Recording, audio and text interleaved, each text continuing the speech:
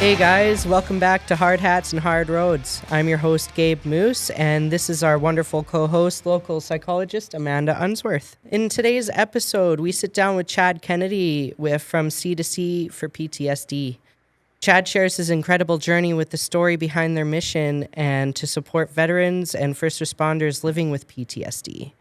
We'll dive into the challenges, triumphs, and power of community that fuels the work. So stick around. This is a conversation you're not going to want to miss. So today, we're going to start asking you some questions. Could you start by sharing a bit about your background as a Canadian Armed Forces veteran and an Alberta Highway Sheriff? What inspired you to choose those careers? The Armed Forces career, back in the day, I was kind of given an option by my amazing dad, was either join the Army or quit wasting my tax dollars by going to school and just hanging around. So, I kind of got my ass kicked in that direction. But when I thought of things in a serious manner, I actually did drop out of grade 12 and I went to the Canadian Armed Forces, thinking, well, that would help me along my law enforcement career path. Unfortunately, so that was back in 91. In 92, I had really up my legs, and it was at that point in time the Canadian Armed Forces were doing cutbacks, so I took an honorable discharge, and then played around in a whole bunch of different jobs over the course of a bunch of years, in hospitality. Like, man, I did drywalling, just sort of everything. I was in the oil and gas field for a bit, and 2004 finally introduced myself into the world of law enforcement through victim services, and then into the auxiliary policing program with the RCMP in Fort McMurray, and things just sort of grew from there. I was asked to apply for a position as a community peace officer in Fort McMurray, and then that opened the doors for the Alberta Sheriff Highway Patrol. So that, it goes right back to who do I look up to in life. At that time, it was my dad. I still do. He's still with us, who was a member of the RCMP. But more so, it's like so many of us in the public safety profession or armed forces, it's about helping other people. And thankfully, I'm still here to share that portion of my story with y'all. So that's it. It's just to help other human beings. 100%. And I hear you do a great job at it. We'll get into that a little later, but I'm really thankful that you got into those positions, because I hear it's a really tough job. And so what I want to know is, how do the armed forces and sheriff department differ in their approaches to mental health, do you feel? I think that's a really solid question. When I went through basic training back in the day, the pep talk that we had was take everything with a grain of salt, and just suck it up. We're going to bust you down. We're going to build you back up. So there wasn't much in the world of mental health. And even, 91 isn't all that long ago. Like, to talk about feelings, emotions, what you're going through, was just taboo. If you had to go for a good cry, you go into the common area, lock yourself in a bathroom stall and have a cry. So, I mean, the changes nowadays, I'm not a part of, though the help I've gotten through Veterans Affairs Canada, the mental health programs, and what they've done for me is uh, to me amazing. I think everybody's got their opinion. Unfortunately, uh, the the sheriffs when I was with the program, it's been shit. I just hit my 4 year anniversary of my last shift worked, but there was no real mental health help.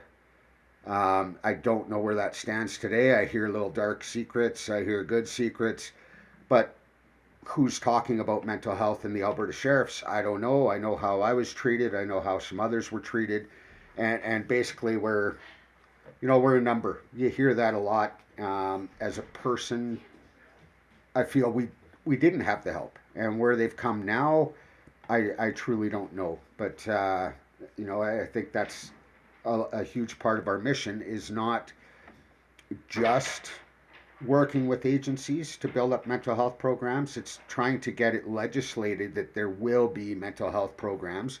There will be the help. Not this, we're going to give you a random phone number and uh, some counselor that is not educated in trauma is going to give you a call or you call them and ask for help.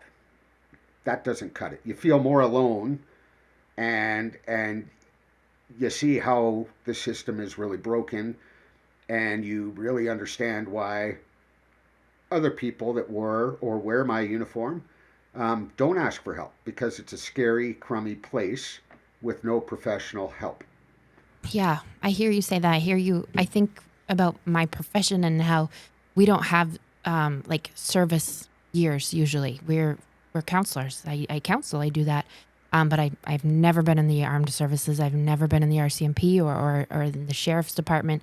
And those systems, they have a culture to them that like any other culture that I would be respectful of in counseling, that I don't understand. And you're right. When you make that phone call to that counselor, the chances that they understand that culture, um, it's probably not that high, and that is disappointing.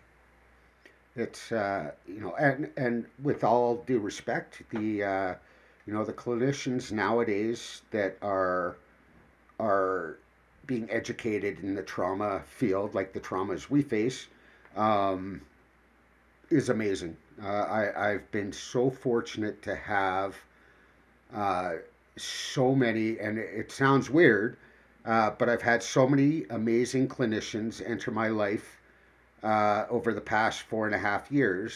Um, you know, it's been cool. I haven't had one psychologist. I've had teams, and it's amazing. And the understanding, even though they've never walked in our shoes, but how do we get through it as a team? Man, I am so thankful for where we're at today and how we keep expanding in the psych world. It's really fascinating to be a part of the growth and the journey and the clinicians I know personally. Um, yeah, hats off to y'all. Thank you. No, I if it could be mandatory to maybe get help straight out of training would be the goal, I think. You know what? It shouldn't even be mandatory because it shouldn't even be a thing you have to do. It should be a thing you want to do. And it shouldn't be that you have to get help. It should be like, here's how to have mental health instead of mental unwell, and then achieve mental health again. It could be just built in. It should be built into our training. You know, none of this, let's open up a first aid book when we're taking first aid and we have a little blurb about mental health in there. It's people that have been in the field, um, talking to the people who are about to enter the field and telling you how it is. And here's how to ask for help. Here is a safe place to come ask for help where nobody's going to judge you. Um, I know with the Royal Canadian Mounted Police, and I know a few uh, PSP agencies in Saskatchewan are working with SIPCERT.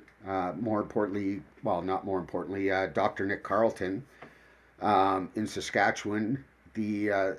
What they're introducing into the RCMP and the constant follow-ups from the recruit level and out into the field,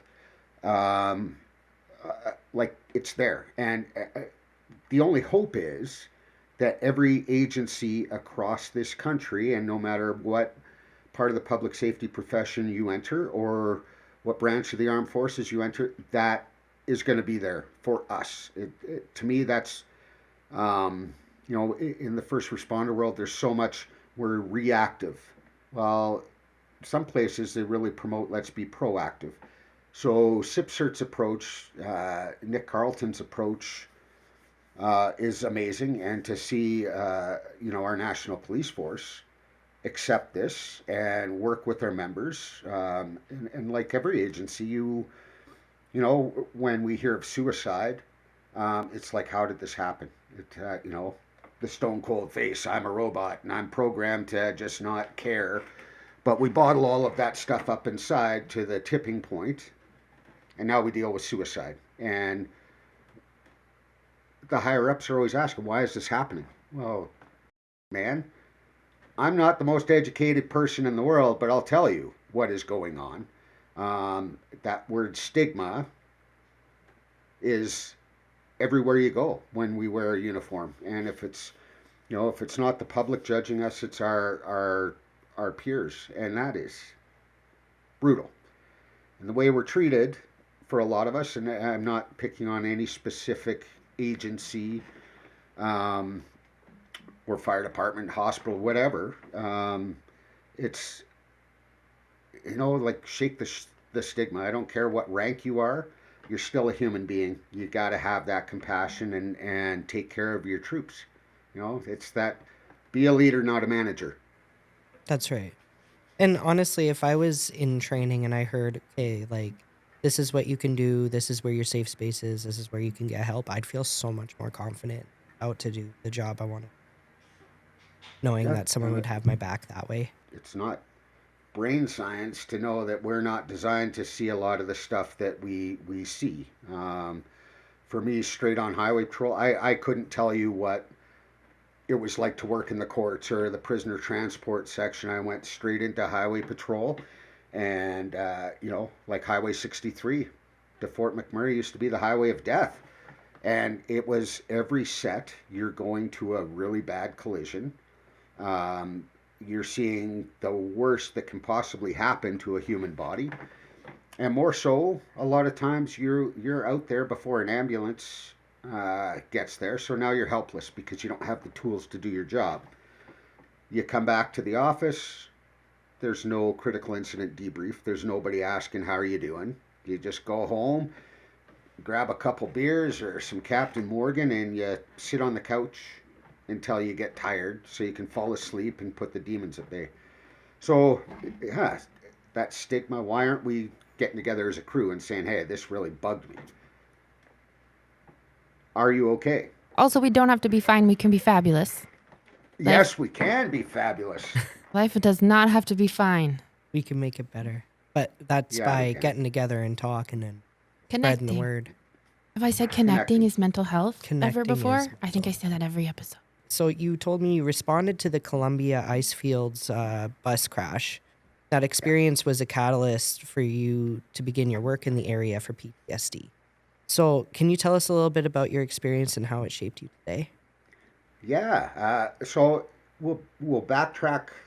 Like 2 years before the incident, I was, I was going through, I'll call it anger management issues. I was in a really dark place. Friends would stop talking to me. I was not nice to my spouse, and always hurting her emotionally. It was actually my dad, who's a complex PTSD survivor, warrior, was the one that kicked my ass to go see my doctor. So thankfully, early 2018, I had diagnosis. I knew what was going on. From there, I received some pretty not the right fit for my mental health with the psychologist. I'll be polite, and not their fault. Um, but they didn't understand my trauma. Let's go back to when you were 3 years old. And I'm a survivor of the Wooden Spoon Club. I grew up in the 70s, 80s. Life was life. But that person didn't deal with my trauma. So through medication, shout out to my doctor in Calgary, Dr. Kim, who not just a general practitioner, but somebody that is educated with mental health. So I continued working. I'm like, screw therapy. This is why people don't like going to psychologists. So really didn't know, but I was scared. So I just continued working. Man, it was my second time being posted to Banff and Lake Louise. So, I mean, I worked in paradise. Busy. I was always busy. It was a great place. Uh, July 18th of 2020, we were doing one of our weekend education blitzes just south of the Jasper National Park boundary. So I was on the Banff side. And we had intercepted a radio communication. Somebody was paying attention. I was out having fun, making friends on the highway. But there were a bunch of ambulances heading towards Lake Louise. Somebody had reported, oh, there's a bus collision up by the ice fields. So one of our members, one of our RCMP members, partners, took off up towards the ice fields, was directed up alongside of the mountain. He was able to get, the only message we could get from him, because the reception was so poor, is I need all of you guys up here now. So we shot up as fast as we could to Jasper. We were directed up the side of a mountain. Had no idea what was going on. We get down the road, and I don't know if you've ever taken one of those damn buses. I've never, and I never will even think about it. But these buses, these huge buses on big bouncy tires, go down a 33% grade, which is like looking at a wall. So we got down, saw the bus rolled over on its side, talked to a search and rescue person that became the incident commander. He briefed us, said, when you go to the other side of the bus, it's carnage. I need a triage list done. I'm like, holy f-. So I'm looking at a friend of mine who's an RCMP member. I'm like, dude, what the f- is a triage list? Like, that sounds like something off TV. I have no idea. So I asked the guy, like, what do you want done? Well, I just need notes on, green, red, or black, who is in the best shape, who's in the worst shape, and black, obviously, is deceased. So we knew there were 3 fatalities. Going around to that side of the bus, when I saw the carnage, I broke down and started bawling. It's tough to put into words. I started bawling and realized that in this moment in time, until we can get fire and EMS up here, I was able to get an off-duty paramedic and an off-duty registered nurse down, like just volunteered.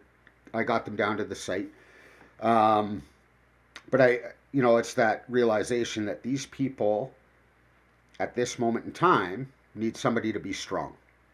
I'll be the first to tell you, and I learned years ago, that the uniform I wear does not make me a superhero. I am a human being under that. So I helped the best I could. I was running up and down the side of a mountain, getting safety blankets to cover up those in shock. We had the folks at the Clubby Ice Fields Interpretive Center were bringing cases of water. So I was tasked. And eventually, I was asked to head down to the interpretive center and set up a staging area for ground ambulances that would be arriving, and for STARS. And for anybody from STARS that may be listening, man, so amazing. We had 3 helicopters come in, one from Calgary, one from Edmonton, and the one from Grand Prairie came in. Um, but it was when I started, I had to walk up this 33% grade to get back to my patrol car. Um, so, hour and 22 minutes. I will always remember that. An hour and 22 minutes before I heard any other sirens coming to help. I'm like, it felt like an eternity. When you don't have the tools to do your job, um, waiting for help to arrive and feeling helpless, it was to me a godsend. And anyway, so I did get tasked with doing my setup for the ambulances, clearing a parking lot, helping people evacuate the parking lots, help with the staff there. And obviously, you're flagged with a lot of questions, and questions you can't answer. You would like to, you just can't. So from there, it's I called my manager, said, "Look, this is what's going on. It's on the national news right now, or international news." So the kind person that he was, well, we'll let you stay in Lake Louise for the night. Just come back to base in Calgary tomorrow. I'm like, okay. So it's the worst thing is I didn't have a change of clothes, so I am coated in who knows what, fluid wise, and dust and dirt. But the hotel staff really stepped up and took care of us, knowing that we were there. The Monday morning, when I returned to work, I was asked by this manager, "How are you doing?" I said, usually at work, because I love my job, the answer is always 100%. I'm excited. That day is like, definitely not 100%, man. This is not good. Now, the one good thing that came from this is I was told that the RCMP had invited us to a critical incident debrief from that event. It's not something my department did. This is what the Royal Canadian Mounted Police did for the 2 of us sheriffs that were at this event. But it was a call from a counselor. I don't like just some random person on the other end of the phone. I'm like, this is useless. You know nothing about what's going on. I basically hung up on the poor person. And then I was interviewed right off the hop by our I think it was called the Blue and Gold Sheriff magazine. I was interviewed, and then it was like, who do you want to nominate for awards or medals for going up to this event? It was just one thing after another. So I had all of this on my plate, and then went on vacation at that time with my fiance and her family for 2 weeks. So being able to open up about what I saw that day, July 18th of 2020, Columbia ice fields, was tough. I had people telling me, "Oh, it's really cool you were there," and your reaction, like you wanna punch people in the throat. What is wrong with you thinking that is cool? This isn't Hollywood. Yeah, it's and I when I reflect back on that, I think people just don't know how to react to to a situation. To them, it's hey, I know somebody that was actually there. So that's kind of cool. It's like meeting Gabe for the first time. Like, Gabe's a celebrity. And I'm like, he is a hero. Um, it's when you meet somebody for the first time that has inspired you along your journey, it's like, that's cool. How do we get here? It wasn't so cool. It was a rough ride. No, I really appreciate like you're such a pro at speaking. Like I know you're very open and you're excited to help other people and it's amazing, but I do acknowledge that it is tough to talk about and thank you very much for being here. From the bus crash and going through like you kept going through stuff after the incident. You didn't really have time to just absorb what happened. Hey, how did you deal with the psychological impacts? Like, what happened? So 2 weeks of not being able to process. I can tell you most of that time, like I wasn't sleeping. Maybe an hour or two a night, and when I can find the time to sneak away um, from family and have a nap, but really it wasn't napping. It was just it's that the most dangerous place we can go. I just want a dark, quiet place. You learn in your healing that is the worst place you can be because the little demons come out and dance around, and give you really messed up thoughts. So August 2nd, 2020, like 2 weeks after this event, it was a Sunday, Sunday or Saturday. We got back from camping, and something, uh, to most people, the smallest thing in the world, set me off as I was unloading our truck. And I snapped. I lost my. I don't know if I've ever found my marbles. Anyways, if I had marbles, I lost them that day. Yeah, I found myself in a very bad place. My then spouse, oh man, bless her. She's thankfully we still communicate nowadays. Um, she wasn't understanding what was going on, and it was to the point where I'm sick and tired of giving you a moment, and that's all I'd ever ask. And I think when those words hit you when you're dealing with mental health, just the impact of that phrase, I'm sick of giving you a moment, it clicks. I after 4.5 years of processing, I understand what she meant versus how I took it.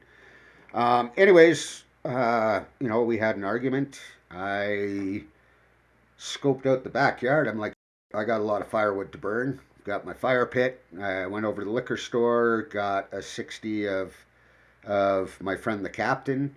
And just so you know, officially, me and the captain are still friends today. But he took me down. Gabe, if you're not understanding, that's Captain Morgan. Yeah. Yeah, okay. Okay. Just yeah, I sat around the fire and had the keys to my truck in my hand, and I had my plan. As a highway patrol guy, you can be pretty freaking creative on how to end things real quick. And it's that split second, literally a split second in time. All I could picture in my head uh, was my mom and dad, and my dad going through his CPTSD journey, and all the hell he went through. My mom, for God bless her, staying at his side through this whole journey. Um, I'd be letting my dad down. And what can I do to raise awareness of PTSD and start conversations about mental health? How do I find myself um, and deal with things? I was afraid for the psychological help. So in a drunken stupor, I had posted on a first responder site that, hey, and my own page, hey, I'm going to walk the country to raise awareness, and didn't give a about the repercussions, what would happen, who was going to be pissed off at me. The next day, I woke up and I was questioned pretty harshly, like interrogated in the living room. Hey, so you're walking the country. Why didn't I know about this? I said, well, it was really literally last second. I wasn't going to go into details on how I was to die by suicide. Um, and a very good response on her part was, it's just on social media. If you take that down, nobody's going to care. And I'm like, wait a minute. If I take that down, I'm not holding myself accountable to something I had told myself. Drunk or not, I'm going to hold myself accountable. So from that stage, I still continued to work. Scared a lot of times, anxiety. I was looking for quieter places to hide on the highway. I think it was 2 weeks before Christmas in 2020. There was a single vehicle rollover, literally like 12 seconds away from me that I avoided going to. I'm like, nah, the RCMP are on their way, even though they're 15 minutes away. They're on their way. I'm just going to keep writing tickets and avoid that. And then eventually, yeah, I got to go to this. Avoidance. I was scared. Right after that situation, I had talked to my sergeant, said, I think I'm becoming complacent. Can I change patrol areas? So that happened. January 1st, I was down in the High River area. Beautiful section of highway on Highway 22 down this way. Was having a lot of fun. And then, bam, February 3rd, 2021. It was a night shift. I was excited. I love night shifts. I don't know why. I think because my lights look cooler at nighttime. And there's, yeah, different activity going on the highways. But I got to my patrol car and threw my duty bag in, and I stood there. I froze. I broke down. Every hair on my body stood on end, and I was afraid to go to work. I messaged my sergeant and said, like, something's not right. And thankfully, he called me right away and said, "Man, you've got so much going on." So at this point now in February, I had split from my fiance. My choice. Hurt like hell, but my choice. He put everything in order. Said, "You have not dealt with that bus crash. You announced that you're going to walk the country. Third, you separated from somebody you've been with for 8 years. You need to go talk to your doctor." And thankfully I did. 2 days later, I went to see Dr. Kim and took me off work indefinitely. A lady that I worked with in our Calgary office, unbeknownst to me, she started the paperwork for WCB once she saw my doctor's note and got the ball rolling. And I know there's so many negative stories out there about WCB, and that's all we hear. We never hear the good.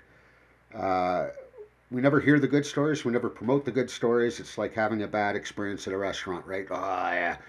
Right? And it's that will carry on in waves and waves and waves. The positive stories just stop right here. So WCB had asked me a magical question. What can we do to help? And I said, if I'm going down that psychological path, I need somebody who is trauma informed as a psychologist.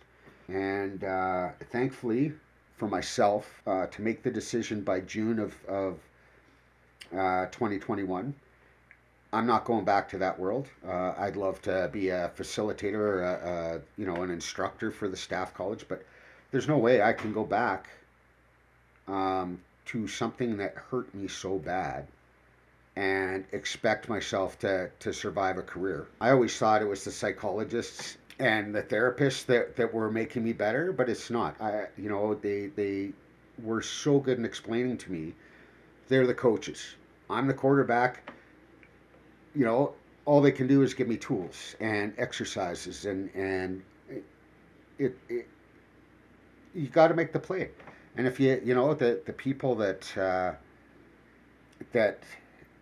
go through it half-ass and don't believe in the process, don't want to be there and not give it a chance, I think, man, you're missing out on your second life. I'm always asking myself, what can I do to help others? And these daily blogs I do, and for a minute and a half every morning, I'm just going to say how it is. I don't sugarcoat.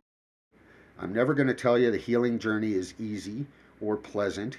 When people ask about the Columbia Icefields incident, I'll tell you this: as horrible as that situation, that moment in time was so horrible. So many families were impacted. So many people. It's horrible. But if it wasn't for that moment in time, I would not be where I'm at today. So, so grateful that I was able to help those who needed help that day. It left a lot of scars on me and in me. And but I'm here to tell the story. I'm here to start a critical conversation with somebody who may need that, and remind them that they're not alone. It's and it doesn't matter as the campaign has grown. I have met people from all walks of life who have been traumatized in different ways. I'll tell you, trauma is trauma is trauma. It's not a competition. People have been through some serious stuff and it's traumatized them. So, different stories, but the outcome's the same. We have been scarred. We have been hurt. We're survivors. So how do we communicate together, hang together, work together? And you realize in life, there's friends and then there's friends. Your friends will quickly walk away from you. That's okay. You were never a friend. We were an acquaintance and we had fun having beers together or working together. But your friends will remain at your side. Your friends will encourage you. Your friends will ask you for help. And of all the people I've met, there's friends that ask me, "Oh, what do you do when you're walking the highway and somebody joins you?" Man, I'm talking about football. I'm talking about camping. I'm talking about fishing. We are connected at that moment in time because of a trauma. We're not talking about the grotesque portions. We know why we're in that moment in time, and that is why we connected. And I've met people right across this amazing country, and so many of them, we're still friends. Doesn't matter where I go in this country, I know I have a friend. And if I'm feeling down, they're going to pick me up and vice versa. So it's magic. And I probably went way off topic from the bus thing to where I'm at No, now. honestly, you're on point with the next two questions I was going to ask you answered. So we're good to go, Chad. You're awesome. Yes. So it's safe to say that the unfortunate incident in Banff and Lake Louise was a domino effect to who you are today. And Yes. it has its negatives, but positives too.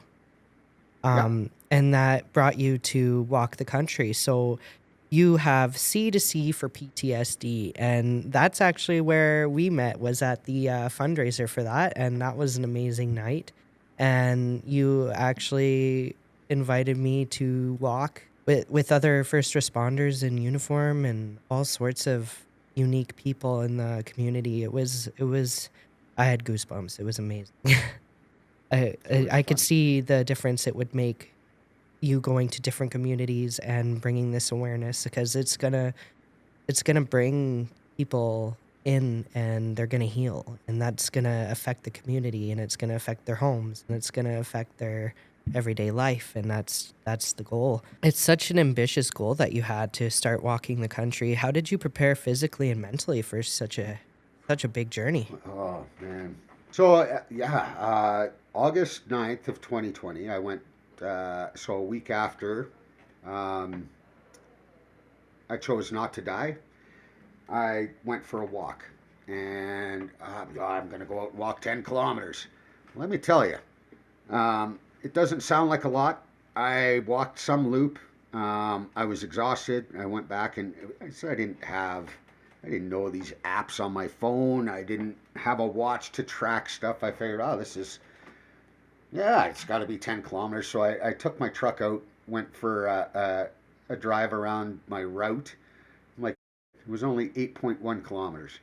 But I did it. My feet hurt and so for the first 3 days, probably the most painful days of my life. I didn't realize that walking would hurt so much. But from there, it became. I think when you can stop and smell the flowers, if we drive through our neighborhood in our vehicle, we're destination driving. We know where the stop sign is, we know where the yield sign is, we know where we live.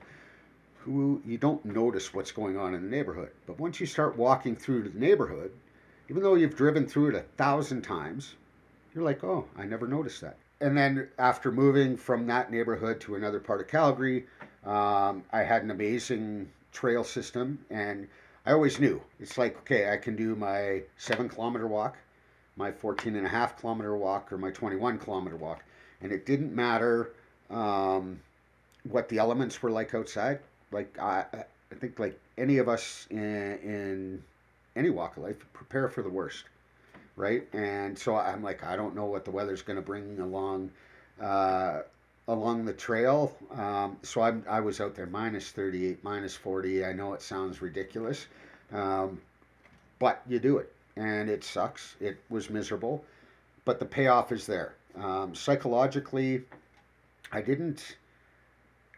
There was no real preparing on my side for that. I was going through. I was doing my weekly visits with my psychologist, um, and then like a couple months before I actually stepped off, I went to the Newley Institute in Calgary, where I had this amazing team of therapists and clinicians. I think the common goal going to the Newley for 2 months, and let me tell you, like we're talking 6 to 9 sessions of stuff a week, because I only had 2 months before the walk, so it was a challenge for all of us. But that challenge was to get me mentally sound for the walk. I had no idea what I would experience, what kind of, what traumas am I going to hear, who am I going to be? I had no idea. I had never walked the country before. Um, so what I found very quickly walking the country is, um, I don't listen to earbuds. I don't listen to music. I don't listen to anything anymore.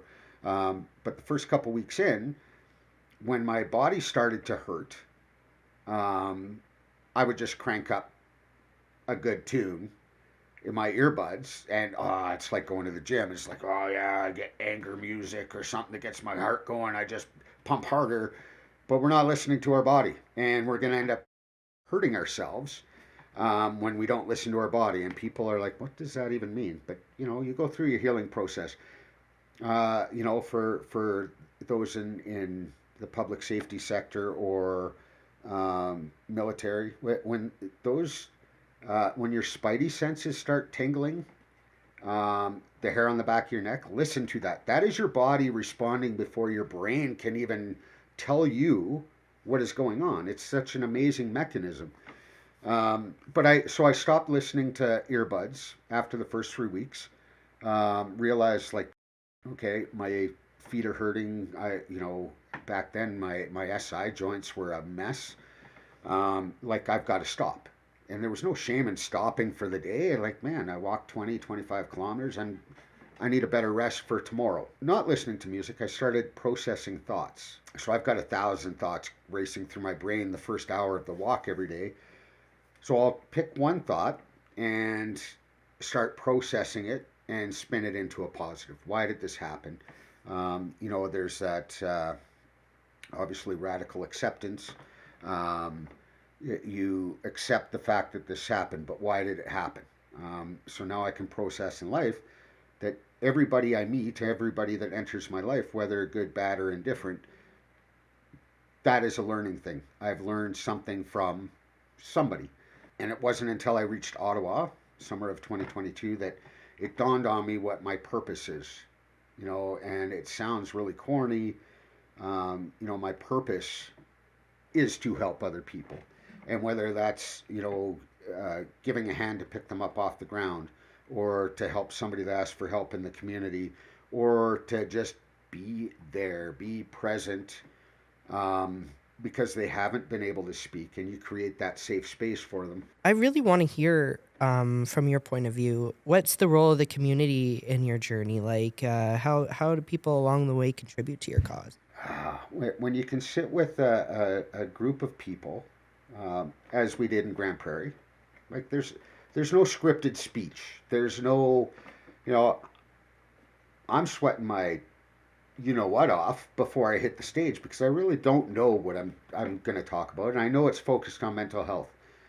But you walk into a community, and for those of us who are veterans or active military or PSP, it's about reminding the community that we are your neighbors. We're in this community. We are the ones that go out at night, keep you safe. We're the ones that are helping you on the side of the highway in a collision. We're coming to your emergencies. We're responding to your emergencies. We are part of the community. Not everybody is always going to be happy with how our first responders respond to scenes.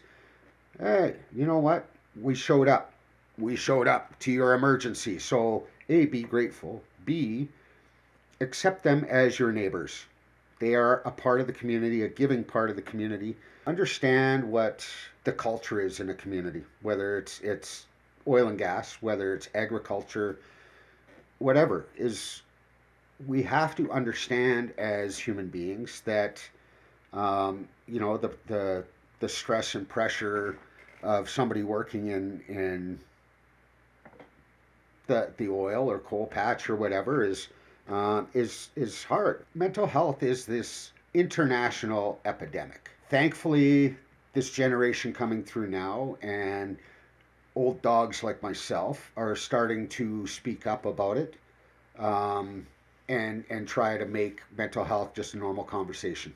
Yeah, you can walk into a community and just start a conversation about mental health. I can only share my story in the hopes that somebody can stand up and say, man, that, like, he's talking openly. Yeah, I'm not talking about that's me. The community has, people have offered places for us to rest. People have offered food. But the greatest offer of all is the gift of conversation. And man, when you get those super emotional hugs, and Gabe, I'm not a tall guy. So when I get somebody who's 6'5", Mr.